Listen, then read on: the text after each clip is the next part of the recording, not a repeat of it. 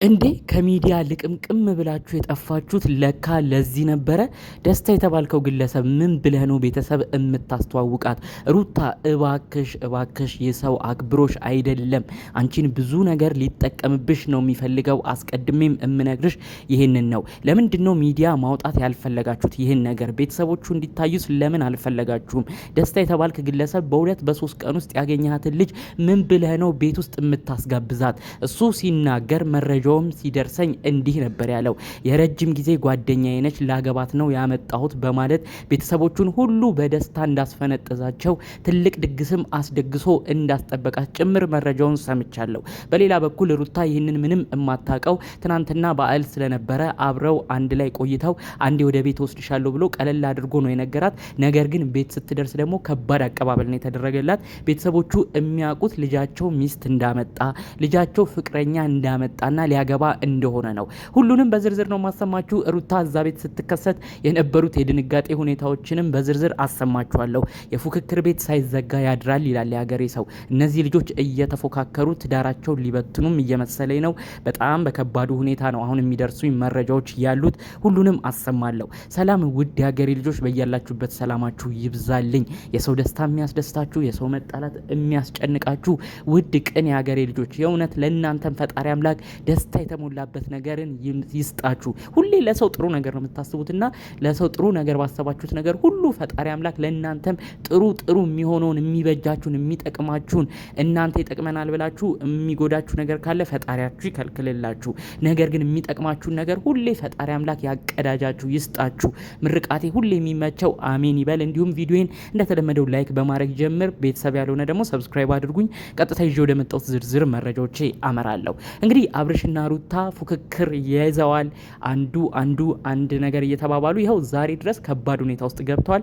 አብርሽ የሰራው ስህተት ዛሬ ለሩታ ሌላ ስህተት እንድትሰራ እያረጋት ነው። አብርሽ ብዙ ነገር በማድረጉ ትዳሩን ዋጋ የሚያስከፍለውን ነገርም እየተመለከትን ነው። እንግዲህ ሩታ የማትፈልገው ሰው ደስታ ቢሆንም ለፍቅር ባትመኘውም ለትዳር ባትመኘውም አብርሽን ለማበሳጨት ስትል አብርሽ በአራስነት ጊዜዋ የበደላትን በደል እሱን ለመካስ ስትል ነው እንግዲህ ደስታ ጋር እንደ ፍቅረኛሞች እየሆነች የተመለከት ነው። ደስታ እንግዲህ ዙሩን አክሮታል። የሚገርማችሁ ነገር በዓል ቤተሰቦቹን ማስተዋወቃችሁ ሰው አለ፣ ፍቅረኛን አስተዋውቃለሁ ብሎ ነው እንግዲህ በከባድ ሁኔታ አንድ ነገርን ይዞ እንደሚመጣ ለቤተሰቦቹ ተናግሮ የወጣው።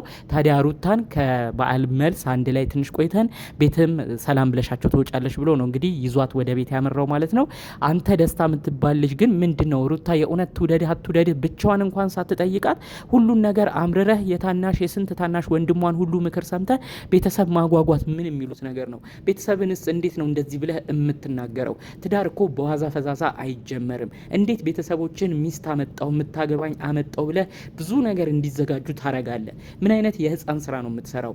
ሩታ በሁኔታው በጣም ተደናግጣለች። ቤተሰቦች ምን ያህል ክብር ቢሰጡኝ ነው እንደዚህ ተዘጋጅተው የጠበቁኝ ብላ ነው ሩታ የተናገረችው። ነገር ግን ጉዳዩ ከጀርባ ያለው ልጁ ሲያስፈቅድ ሰውም ይዞ ሲመጣ ቤቱ ሚስትና ፍቅረኛ እንደሚያስተዋውቃቸው ነው ለቤተሰብ የተናገረው ማለት ነው። እባካችሁ በሩታ በኩል ያላችሁ በተለይ የስንት ታናሿ የሆንከው ወንድሟ እባክህ ሩታ አሁን ትንሽ የማይሆን ነገር ውስጥ እንዳትገባ አንተም የድርሻህን ተወጣ። አብርሽን ለማናደድ እያለች ነበር ብዙ ነገር ስትጀምር የነበረው። ነገር ግን አሁን ደግሞ ባሉት ነገሮች እልህ የያዛት ከደስታ ጋር በምታደርገው ነገር መላመድ እየመጣ እየመሰለን ነው። እነዚህ ልጆች ትዳራቸውን እንደ ቀልድ እየበተኑም ይመስለናል። ልጅ በመሀል ተፈጥሯል። ለልጃቸው ሲሉ አንድ ላይ መኖር እንዳለባቸው ብዙ ኦዲየንስ ዛሬም ነገም ሁሌም ደጋግሞ የሚናገረው ነገር ነው። እባክህ አንተ አጎት ነህ፣ ምንም ቢሆን የልጁ አጎት። ስለዚህ የእውነት የልጁ የወደፊት ህይወት የሚያሳስብ ከሆነ ልጁ ማደግ ያለበት ከአባት ጋር እንደሆነ ማወቅ አለብህ። በዛ ላይ እህትህ ሩታ እኮ ሰውን ለማብሸቅ ሰውን ለማናደድ ስትል ከደስታ ጋር ትታይ እንጂ የእውነት ደስታን ፈልገው እንዳልሆነ እኮ እየተናገረች ነው። አሁን ግን ደስታ ትልቅ ተስፋ እያገኘ ነው። ደስታንም ህይወቱን ልታበላሸው ነው በአንተ ምክንያት።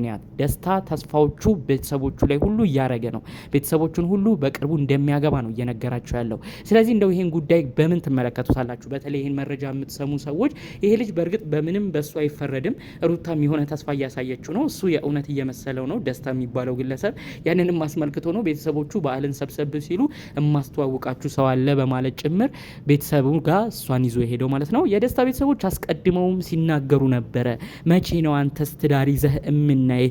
መቼ ነው ህይወት ጀምረህ እምናይህ? በማለት ልጃቸውን ብዙ ይጨቀጭቁት እንደነበር መረጃ መረጃውን ደርሶኛል። ታዲያ ያንንም አስመልክቶ ነው እሱ ሩታን ገና በተዋወቀ ሳምንት እንኳን ሳይሞላው ያው የእውነት ፍቅረኛ የእውነት ጓደኛ ሚስት የምትሆነው የያዘ ሰው መስሎት በአንዴ እንግዲህ ቤተሰብ ጋር ሁሉ ይሄ ነገር እየደረሰ የሚገኘው ማለት ነው።